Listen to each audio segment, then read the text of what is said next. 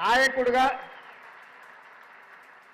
మంచి పని చేసిన మీరు గుర్తించి మీరు చప్పట్ల ద్వారా అభినందిస్తే ఆ ఉత్సాహంతో ఇంకా రెండింతలు వారు పనిచేసే అవకాశం ఉంటుంది.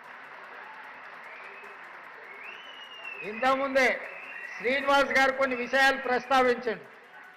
అందుకే నేను బట్టి గారి దిక్కు చూపించిన. ఆయనది కమ్మమే, ఈయనది కమ్మమే, నాది కమ్మమే, నీది కమ్మమే. మరి మనకు కావాల్సిన నిధులు వారి నుంచే వస్తాయి కాబట్టి అందుకే నా వైపు తిరిగి నమస్తే పెట్టడానికి పోతే అటువైపు పెట్టమని అటు చూపించిన. మా జగదీష్ వస్తే ఆయన మిత్రుడే పొన్నం ప్రభాకర్ గారు కాబట్టి ఆయన నమస్కారం ఆయనకి ఇప్పించిన క్యాబినెట్లో ఆయన చెప్పే విషయాలు ప్రస్తావించడానికి. నేను గుంపు మేస్త్రినే. చాలామంది అవాయిలు చేస్తారు. నేనేమనుకోను, నేను గుంపు మేస్త్రిని. గుంపు అంతా నాది, గుంపుకు నేను మేస్త్రిని. ఈ గుంపు అంతా నాది, ఈ గుంపు నాది. ఈ గుంపే కదా నా బలము, ఈ గుంపే కదా నా ప్రతిష్ట, ఈ గుంపే కదా నా సంక్షేమాన్ని, నా అభివృద్ధిని ప్రజలకు తీసుకెళ్లేది. పేద ప్రజలకు మా ప్రభుత్వానికి వారధులు బ్రిడ్జ్ ఈ గుంపే కదా. అందుకే నేను గుంపు మేస్త్రిని అని చెప్పిన. కొంతమంది గొప్పలు చెప్పుకుంటారు, మేము దొరలమని, మా గడీలు ఉన్నాయని. అట్లాంటి పోకడలు నా దగ్గర ఏం లేవు.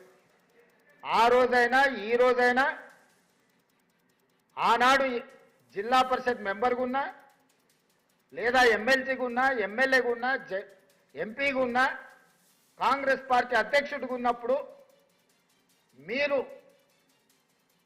ప్రేమతో రేవంత్ అన్న అని ఏ విధంగా పిలిచిందో ఈరోజు ముఖ్యమంత్రిగా కూడా మీరు రేవంత్ అన్నగా పిలిస్తేనే నాకు ఇష్టం. ఇది శాశ్వతం.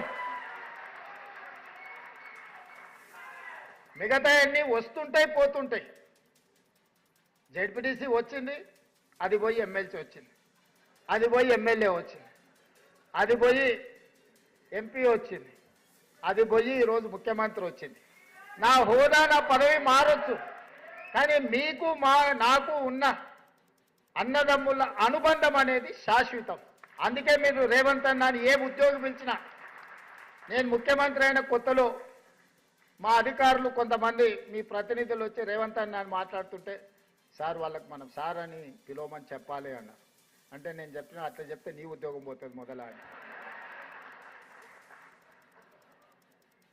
సార్ అనో దొర అనో పిలిపించుకుంటే పిలిచేటోడు మనసులో అనుకుంటాడు దొరుకుతావు కదా బిడ్డ అని.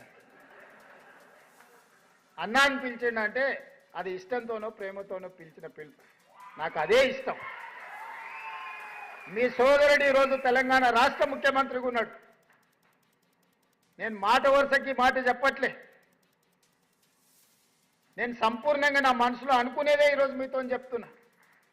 నాకు ఒక బాధ్యత ఉంది, మీకు ఒక బాధ్యత ఉంది. మనందరం కలిస్తేనే 4 కోట్ల ప్రజలకు సేవ అందించగలం, సంక్షేమ ఫలాలను చేరవేయగలం. ఈ తెలంగాణ రాష్ట్రాన్ని దేశంలోనే నెంబర్ 1 రాష్ట్రంగా మనం తీర్చిదిద్దగలం. ఇవాళ మీరే ఆలోచన చేయండి.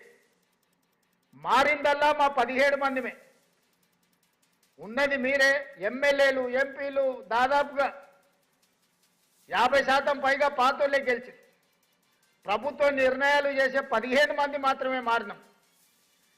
10 సంవత్సరాలు ధనిక రాష్ట్రంగా ఉన్న రాష్ట్రాన్ని 8,11,000 కోట్ల రూపాయలు అప్పు చేసి అన్ని రకాల సమస్యలను సృష్టించి 10 సంవత్సరాలలోనే 100 సంవత్సరాల కాలం చేయగలిగిన విధ్వంసాన్ని చేసి ఎక్కడిదక్కడ పడేసి నిత్యం 12 గంటలు పనిచేసే ప్రభుత్వ ఉద్యోగులకు మొదటి తారీఖు నాడు జీతభత్యాలు ఇవ్వని పరిస్థితి రాష్ట్రంలో ఉండేనా లేదా మీరే ఆలోచన చేయండి. నేను ఒక్క మాట అడగదలుచుకున్నా మిమ్మల్ని. డిసెంబర్ 7, 2023 నాడు ప్రజాపాలన ప్రభుత్వం బాధ్యత తీసుకోకంటే ముందు డిసెంబర్ 1 నాడు మీకేమైనా జీతాలు వచ్చిండేనా మీరు ఒక్కసారి ఆలోచన చేయండి. విడతల వారీగా మీరెక్కడనో విధిలేని పరిస్థితుల్లో ఇన్స్టాల్మెంట్లల్లో మీరు ఇల్లు తెచ్చుకోనో, పిల్లల చదువుల కోసం తెచ్చుకోనో, లేకపోతే ఆరోగ్యం కోసం, తల్లిదండ్రుల ఆరోగ్యం కోసం మీరు లోన్లు తెచ్చుకొని ఇన్స్టాల్మెంట్లు మీరు కట్టుకుంటుంటే మీ యజమాని కూడా మీకు జీతాలు ఇన్స్టాల్మెంట్లలో ఇచ్చే పరిస్థితి ఉండే ఆ రోజు. ఏ రోజు కూడా 10 తారీఖు కంటే ముందు మీకు జీతాలు వచ్చే పరిస్థితి లేదు. మొత్తం జీతం ఒక్కసారి కూడా వచ్చే పరిస్థితి లేదు. వెనకటికి ఎవరు అనేది మేం పఠాన్లకు బాకీ, మాకు పకీర్లు బాకీ అని. రాష్ట్ర ప్రభుత్వం యొక్క పరిస్థితి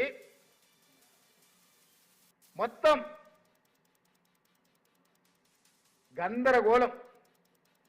నేను 7 తారీఖు మధ్యాహ్నం బాధ్యత తీసుకొని సాయంత్రం సచివాలయానికి వెళ్ళి నా ఛాంబర్లో కూర్చున్న తర్వాత ఇదే రామకృష్ణారావు గారు, శాంతకుమారి గారిని ఇద్దరిని, వీరు ఆర్థిక ఫైనాన్స్ సెక్రటరీ ఆ రోజు, ఇద్దరిని పిలిపించి కూర్చోబెట్టి ఏంది పరిస్థితి అని అంటే వాళ్ళు ఏదో మొత్తం వాళ్ళు తయారు చేసింది చెప్పబోయి అవన్నీ వద్దు, కానీ ప్రజలకు సేవలు అందిస్తున్న మన ప్రభుత్వ ఉద్యోగుల పరిస్థితి ఏంది, ఈ నెల డిసెంబర్ 1 నాడు జీత భత్యాలు ఇచ్చిండ్రా లేదా అని అంటే ఇంకా లేదు సార్, సర్దడానికి ప్రయత్నం చేస్తున్నా, అక్కడ ఇక్కడ కొన్ని ఇచ్చినా ఈ నెలాఖరు వరకు మాత్రం ఈ మంత్ జీతాలు ఇస్తాం సార్ డిసెంబర్ నెల అని అడిగారు.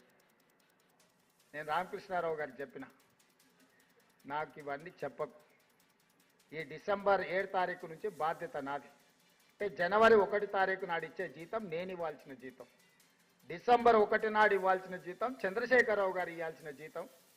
వారి జీతం నీ ఇష్టం విడతల వారిగా ఇస్తే ఇవ్వు, నాకు అభ్యంతరం లేదు, కానీ నా కోసం పనిచేసే ప్రభుత్వ ఉద్యోగస్తులకు నేను వచ్చిన తర్వాత విడతల వారిగా అనేది కుదరదు అని 2024 జనవరి 1 తారీఖు నాడు మొదలుపెట్టి ఈ రోజు వరకు